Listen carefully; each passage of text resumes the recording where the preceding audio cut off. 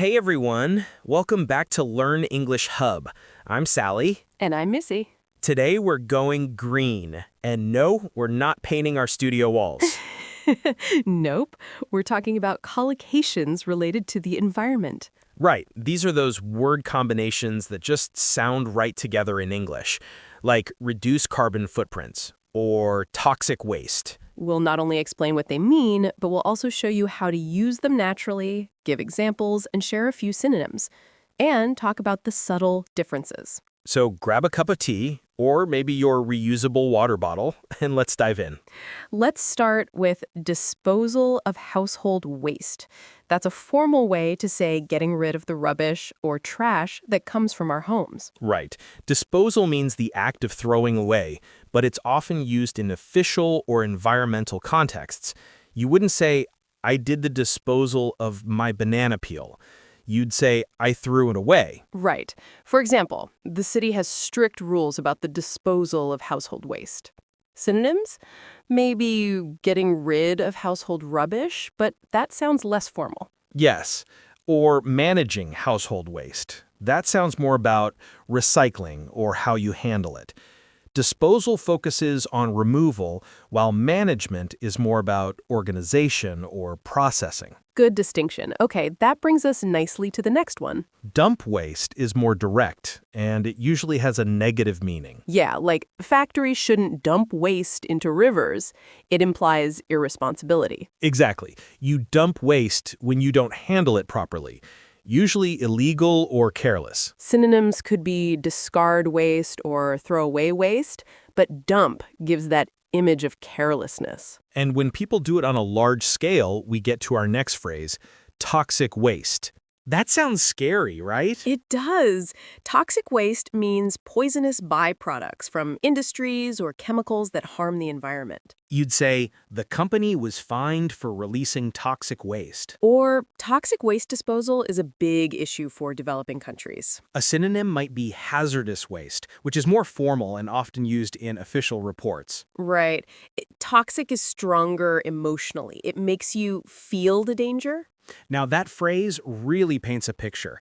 Environmental catastrophe means a huge disaster affecting nature. Like an oil spill, a forest fire, or a nuclear leak. Example, the oil spill in the Gulf of Mexico was an environmental catastrophe. You can also say environmental disaster.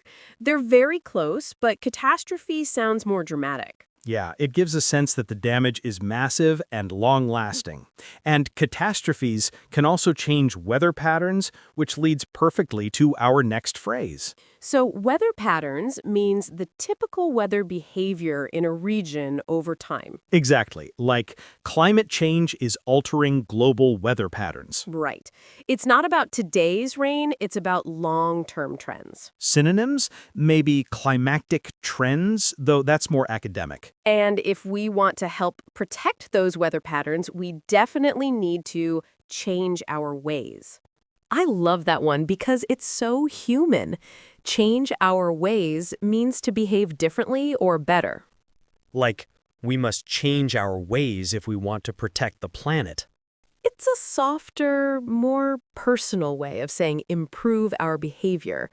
Synonyms could be reform or adapt, but change our ways feels emotional. It touches on habits and daily life. Yeah, it feels like a wake-up call. And if we don't change our ways, we'll face... Oh, yes, dire consequences. That means extremely serious or terrible results.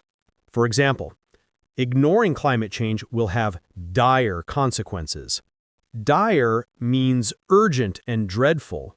You could also say severe consequences, but dire sounds more dramatic and emotional. Absolutely. But there's hope. We can take small steps, like reducing our carbon footprint. That's a classic one. Your carbon footprint is the amount of greenhouse gases you produce through daily activities. Right.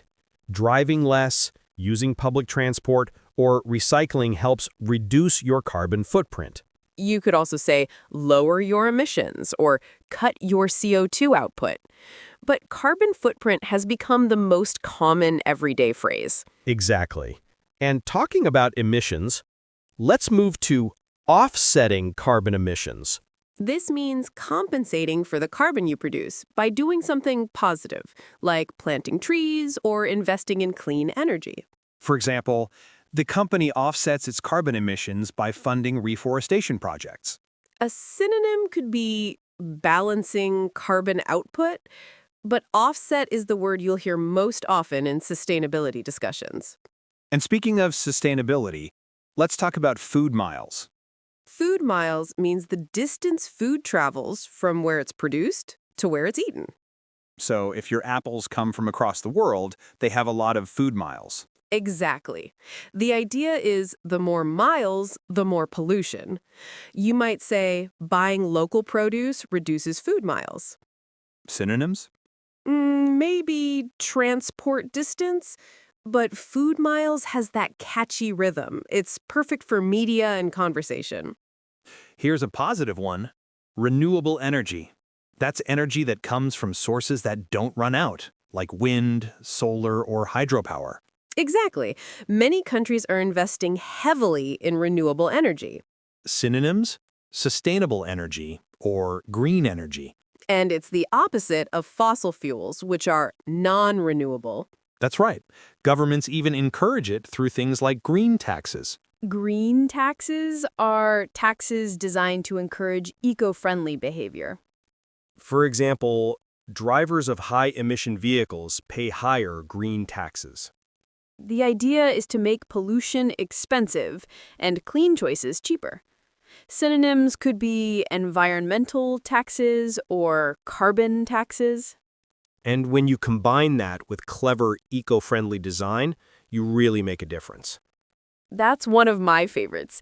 Eco-friendly design means design that doesn't harm the environment.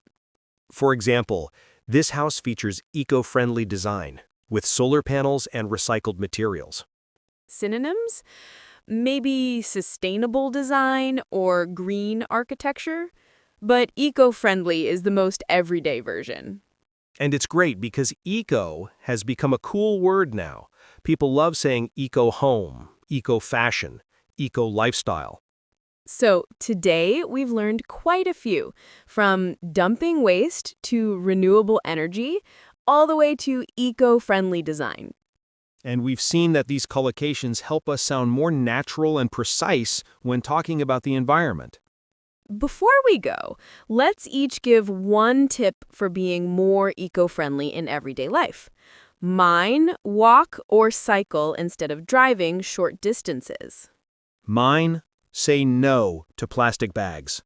Small actions, big difference. Exactly. If we all change our ways, we can avoid dire consequences. Well said. Thanks for listening, everyone. Don't forget to follow Learn English Hub for more episodes like this, and maybe go plant a tree today.